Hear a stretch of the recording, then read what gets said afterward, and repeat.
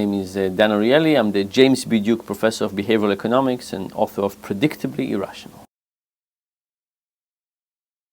So first of all, it's kind of interesting that saving patterns have changed since the market tragedy of 2008. But if we talk about early on what was happening in the US, the reason for not saving is the same reason for not doing all kinds of other things, right? We don't exercise, we don't eat healthy, we have unprotected sex. I mean, there's lots of things like it. And the big issue is that we have one thing that we want now and another thing we want in the future. And when we focus on this trade-off between now and the future, it's very hard to focus on the future. So think about eating healthy. You vow to be on a diet, you go to a restaurant, the waiter comes with a chocolate souffle, right? You have a long-term wish to be good, but you have the short-term desire to consume this chocolate souffle, and the short-term desire often wins. We have a long-term desire not to procrastinate. I mean, there's lots of things like it. So that's kind of the basic story of lots of things that we delay. Now, money actually becomes even more difficult than other things because it's very hard to imagine what are the benefits for saving. So imagine that you see a new bicycle or pair of shoes or something today. You know exactly what you're giving up if you're not buying it. What are you gaining in the future if you're not getting it? So you're giving up a bicycle today, what is it in the future? What will happen if you send another $1,000 to your retirement fund? What difference will it make? It's very, very hard to figure out. And on top of that, I also think that the banks have been doing a very bad job. So, you know, when you go to these retirement experts, they ask you two stupid questions. The first stupid question is, how much of your salary now would you need in retirement? How are you supposed to have an answer for this? Oh, this question, I know the answer very well, right? What's the right answer for this? Very hard to figure out. The second stupid question is, what's your risk attitude? And we actually know that depending on what's on people's mind at the moment, they can have high risk attitude and low risk attitude. Nobody really knows what the risk attitude is. What does it really mean? So if I started talking to you about how you felt in the last market turmoil and how was it to feel one day when your portfolio went down by 10% and you lost all that money, and then I ask you what's your risk attitude, you'll tell me a very different answer than if I ask you to tell me how much you enjoyed the Bahamas and how much do you want a beach house and so on. So the people in the financial industry ask us these two stupid questions, and then they go ahead and spend millions and millions of dollars optimizing based on these ridiculous questions. And I'll tell you kind of a sad story. Some time ago, I was invited to the announcement of the Fidelity My Plan calculator.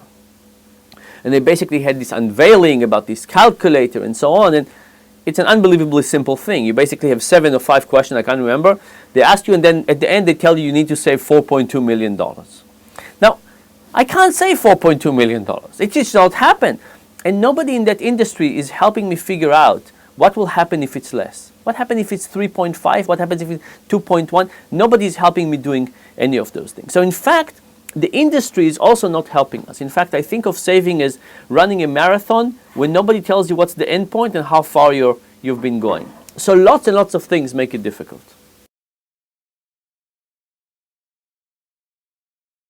So the question is, are Americans different than other people? And I think in some sense we are, and in some sense we aren't. I don't think we're different people. We're wired the same way. We're very similar. In fact, most of the research we do, we show that people are the same everywhere. There are really small differences. Where we are different is in the social norms. So you grow up in another country and your parents tell you, little Johnny, or a different name depending on the country, when you get a paycheck, you save 30% of it. You save 25% of it. Parents tell you what to do. There's almost a rule of what to do. That's not clearly the right approach. It's not clearly the right number to save, but parents tell you what you're supposed to be doing. In the US, I think there's an ideology of not telling kids what to do. Nobody will tell you who to marry and not tell you what job to pick. They're your own person. You have the freedom to choose, including the freedom to fail in magnificent ways. And I think that's the big difference. In other countries, there's basically a social norm about saving that is passed from generation to generation. In the US, there isn't. Now, one of the other interesting things that is happening is what's happening now in terms of saving. And saving rates are increasing up now quite dramatically. And part of it is because people have lost trust. I mean, who would you trust right now? Which bank would you trust? Which investment do you trust? Do you really want to put your money? You want to suffer more of these losses that we just had? You know, this volatility that we see is just unexplainable by any rational standards. Nobody have any clue about how to explain this, and nobody want to experience that. So we hold more money back. We don't necessarily want to invest in the market, and by default, people are saving more. Now, the interesting question is whether we will develop habits of savings. And I'm actually quite optimistic about this because, you know, if you think about people as making decisions actively, every time we think about the cup of coffee, we say, how much will I enjoy the cup of coffee? What else could I not do in the future because I buy this cup of coffee? These are incredibly hard decisions. So people don't do them, and instead they rely on habits. These habits fuel our decisions even when the underlying causes are irrelevant. So one question about now is whether people would start saving, whether they would get a habit into this, mostly because of fear of putting money in the stock market, and actually they will keep on doing it even when it's not necessarily the greatest strategy in the world, but will develop a habit for doing so. And this is what happened for the Depression era, and I think it might happen now again. Well, I'm not sure on anything, but I think in the financial domain we suffered a great blow to our trust and to our relationship with the financial system. Look, we had a very long run of about 25 years. If you think about people who are my age, we never saw a market that was not just getting better all the time. All of a sudden we got a big lesson about what could actually be happening. So I think there will be a lesson that will stay with us for a long time. There's another question here, which is what will happen to consumption. There's something economists call positional goods. Positional good is something that you don't care about how much you have, you just want more than the other guy. And as an example, think about sea lions. Sea lions want to be big because if they're big, they get more females. So imagine all the sea lions, everybody's trying to get a little bit bigger than the other person, the other sea lion, and in the process, all the sea lions becoming so big that then die at an early age from all kinds of diseases. And you can see the metaphor for American consumption. We don't really want a huge house, but we want a house that is slightly bigger than our neighbors, and slightly cars that are bigger than our neighbors, and going vacation that are slightly more expensive. And this escalation happens that things got out of hand. Recently, I went to one of my kids' birthday parties. And you know, all the kids are there, and there's this float, and a clown, and this, and sushi for the adults, and wine, and cake, and all kinds of stuff is happening. And one of the parents came to me and said, you know, I think we should scale down. I think we should all, the parents, agree to go down and have simple, fun birthday parties. Now, this is exactly the problem. The problem is that the kids don't care what party they have, right? They want cake and they want to run around. Nothing else matters. But in this escalation, all the kids want parties like their friends. So if all the friends have an amazing, expensive parties, they all want the same thing. If we all got to scale down as a coordinated effort, all the kids would have been just as happy. And I think that's actually an interesting case of whether there will be kind of social mechanisms that will organize people to scale down back. Scaling down individually is very hard, right? Imagine you go to a place, everybody's dressed nicely, you're the only one who doesn't dress nicely. Everybody has, go on vacations to a great place, you go to the Jersey Shore. It's very hard to do these things without an organized mechanism. But it looks to me that there might be some organized mechanisms. Another interesting thing that is happening in American society is that people starting to talk about money. I don't know how you feel about this, but for a long time, nobody was talking about money. It was a secret. And it's kind of very interesting because we do lots of stuff to portray to other people how much money we have. It's the clothes we wear and the cars we have and the house. They all kind of depict to other people, signal how much money we make, but we don't talk about it specifically. And now there's much more discussion about it. People are willing to say, what are you doing with your money? What are you saving? What is happening? And I'm actually quite optimistic that these discussions might actually continue because these discussions are about social norms. And once you break the social norm and create a new social norm, all of a sudden it can stay with us for a long time. There's lots of psychological problems with money. Money is a wonderful invention. It lets us save, it lets us specialize, right? I couldn't be a professor if there wasn't any money. Every day I would have to raise chicken and bread and broccoli and go ahead and spend all my time trading. So money is a wonderful mechanism. Money is also very difficult to think about. So we think about money as the opportunity cost of money. So we at some point went to a Toyota dealership and we asked people, what will you not be able to do in the future if you bought this Toyota? Now, you would expect people to have an answer, but people were kind of shocked by the question. They never thought about it before. So the most we got was people said, oh, if I can't buy this Toyota, if I buy this Toyota, I can't buy a Honda. So they were making a substitution from the same product in the same time. But in reality, this is not a substitution. They're substituting something for the future. In the future, I will have to give up 2 weeks of vacation and 70 lattes and 1,500 books. I don't know what exactly the translation is, but when we do consume something now, something else has to give at some point. What is this thing? What is this shadow value of price? Very hard to think about it. So that's a huge psychological barrier. So we're actually trying to develop an iPhone app. Now that the Droid is out, we'll do it for that as well if we ever learn how to program on this thing. But the idea is that to make money concrete. So you come to this app, and it's not out there, but you'll come to the app and you say, I like vacation in the Bahamas, shoes, lattes, and books. And now when you're tempted to buy something, that thing translates in terms of the things you're interested in. So it says, hey, this particular item is like half a day in the Bahamas, 2 shoes and 1 latte. Which one of those is better? Now in reality, we think that comparing everything to money is great. But the reality is that it's very hard to think about money. It's so general, it's so abstract that we don't really know what we're giving up and what we're gaining. So if I gave you now $10 as a gift, how happy would you be? Would you be happy as the marginal $10, the best use of $10 that you could use? Of course not. If I gave you a CD, you know exactly what you're getting and you'll have an hedonic value for it. So money has kind of lots of problems with it. With money, we really fool ourselves. I mean, we are our biggest enemies with money, and there's some things we can do about it. Automatic deductions are a wonderful thing, right? Ideally, you should wait until the end of the month. You can see how much extra money you had, and you should put that in your savings account. We don't do that well, and if we did that, we will never save. So what we do is we take money out of our pocket into a saving account in the beginning of the month, take it outside of our control, and as a consequence, we spend less and save more. This is, by the way, a very good trick. When you say, if I rely on my own decision making at every moment, I will fail many, many times. If I think once very hard and create a standard of what I want to do and create an automatic execution that will take out the money every month from my bank account, then there's a good chance I'll behave better. Not because I'm making good decisions, because it's making it for me. So I think automatic deductions are one. Thinking about money in concrete terms. So when you come to think about buying something, usually we compare within categories. For example, you go to a restaurant, you look at the wine list, and you never say to yourself, my goodness, for the difference between these 2 bottles of wine, I could buy 3 gallons of milk.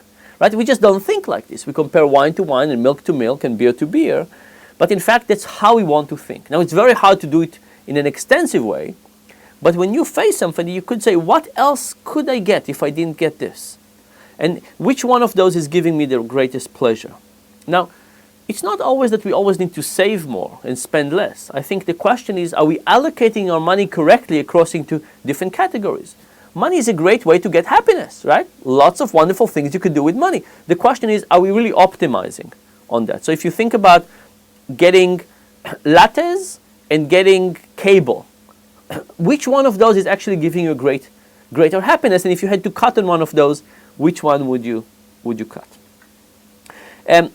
So I think thinking in terms of concrete terms would help us a great deal. There's another thing we call the pain of paying. Give me a second.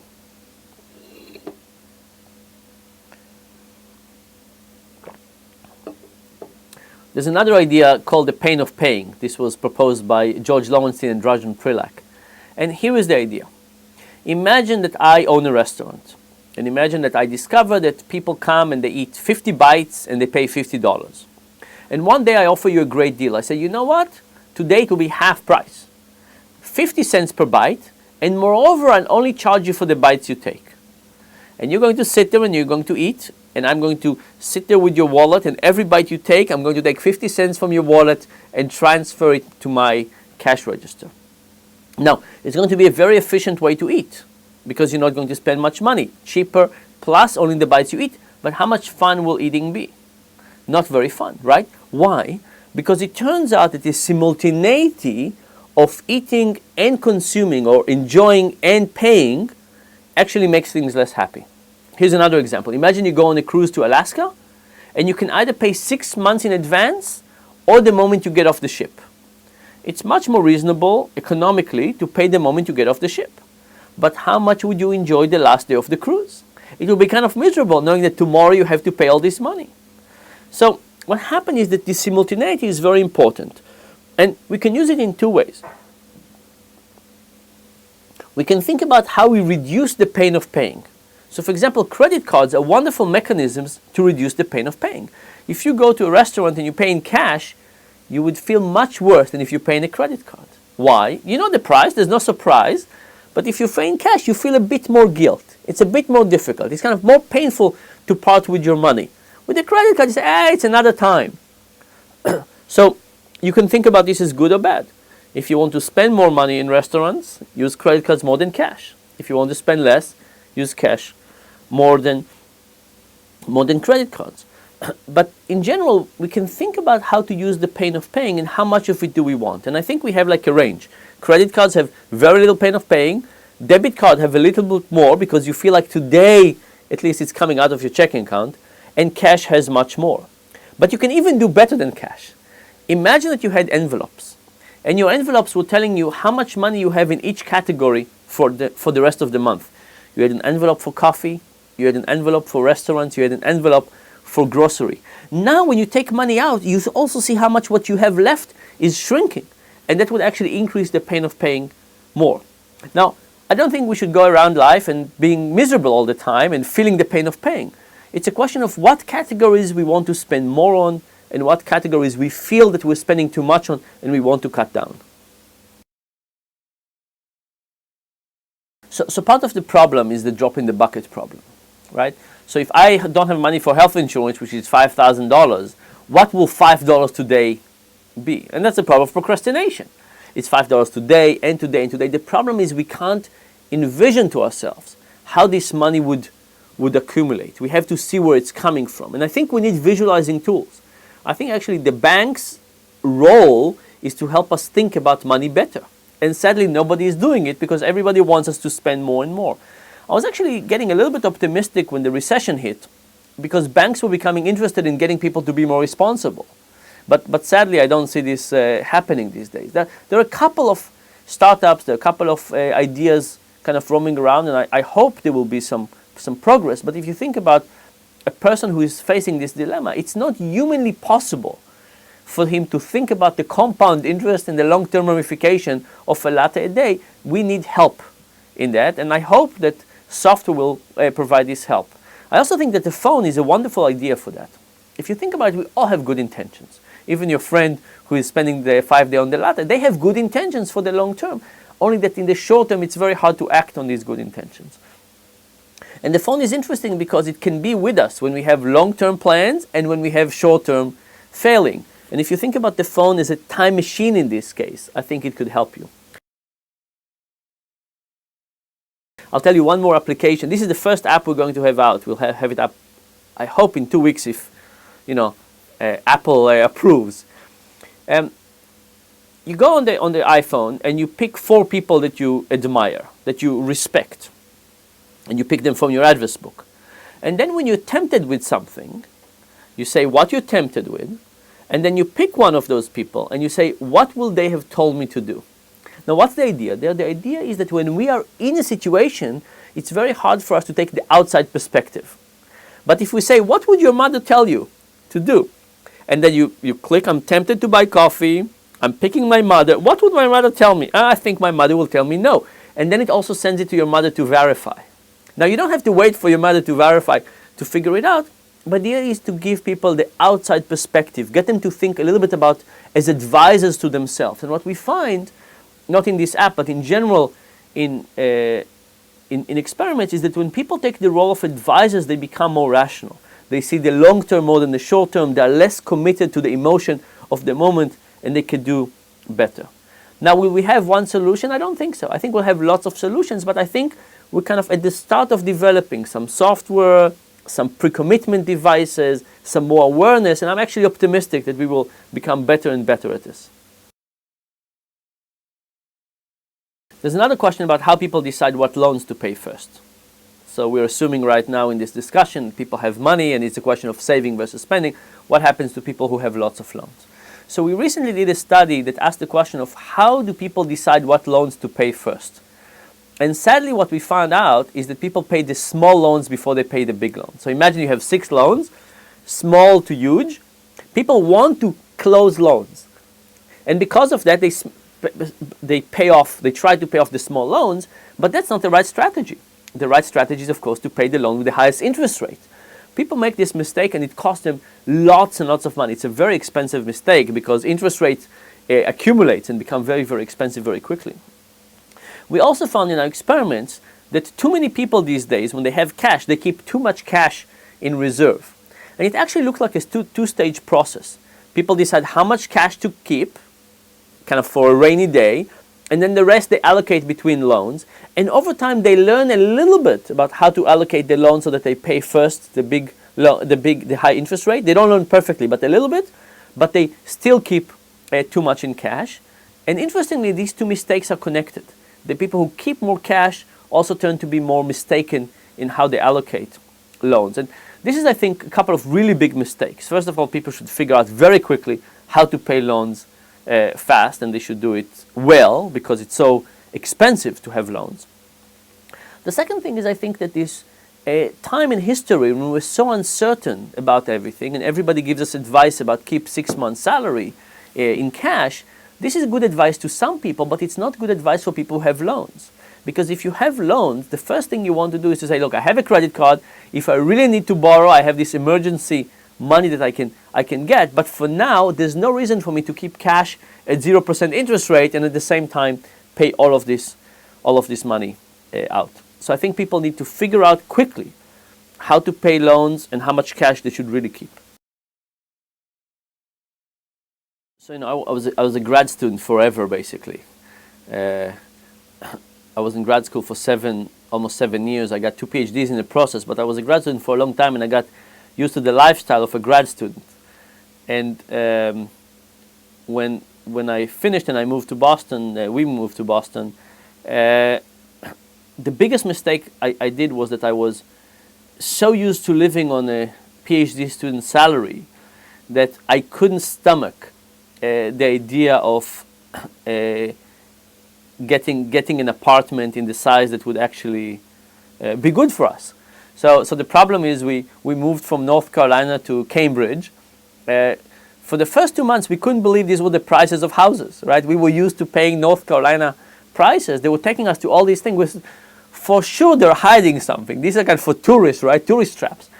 It took us 2 months to realize what the price really were of houses. And we could have afforded something that would be reasonable for us, but I couldn't bring myself to that. And we ended up buying an apartment that was too small.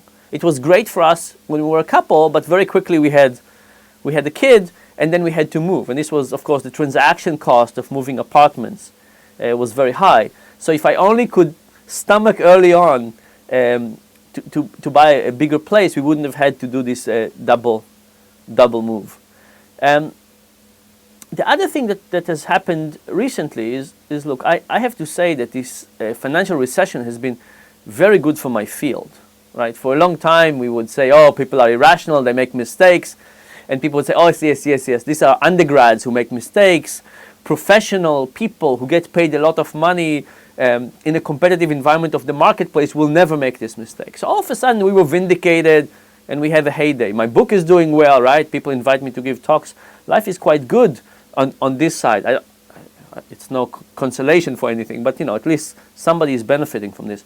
And when the recession hit, for the first time in 10 years, we decided to go on vacation. Now, we go on vacation from time to time, but we always go to see family. We go to see my family in Israel or my wife's family in India. We don't really do vacation, just us. And we decided to go on vacation. And we decided just when the recession kind of hit.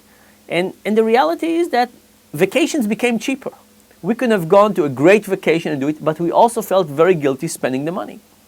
The uncertainty, the questions about it, all of it was very confusing, and we really felt bad at it. Now, the reality is we were doing okay. We have a long time until retirement. Whatever we lost in the stock market doesn't really come to play for another 30 years. We have tenured track, we're tenured professors. The odds that we would lose our job is very low. From all the people in the world, we're relatively secure in our jobs, but nevertheless, we felt bad about it, and we kind of downgraded our vacation to a big degree, and it was great. I mean, we had a great time, but we should have done the other thing. We just felt really guilty with this economic recession, spending money on vacation. So let's kind of rewind the clock for a second and think about what happened when the gas prices reached $4.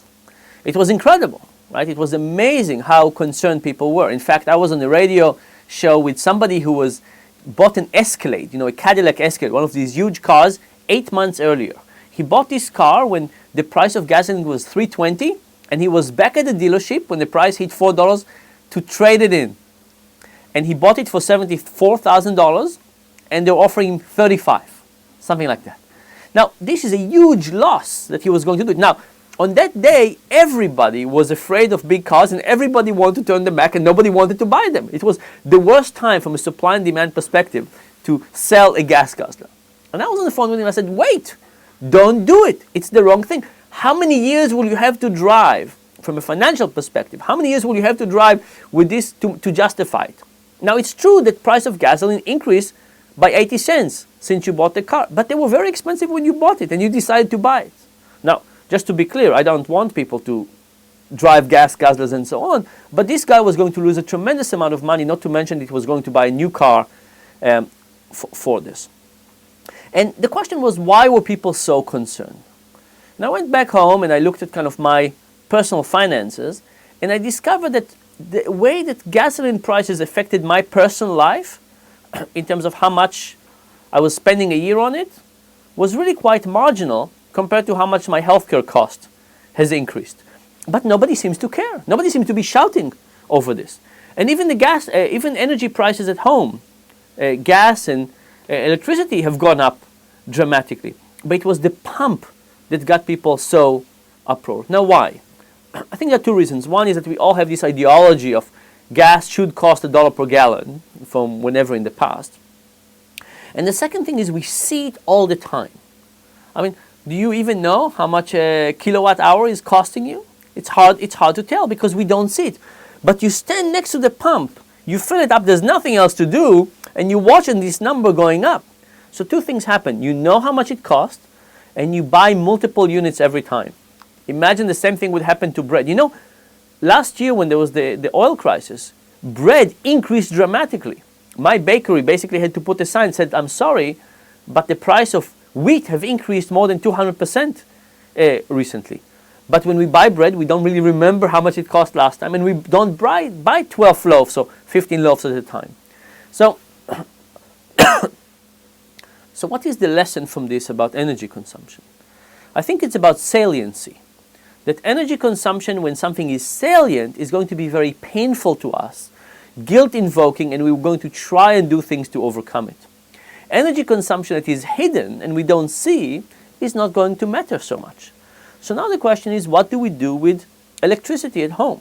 How do we get people to think more carefully? Now you can imagine that you can use the same metaphor.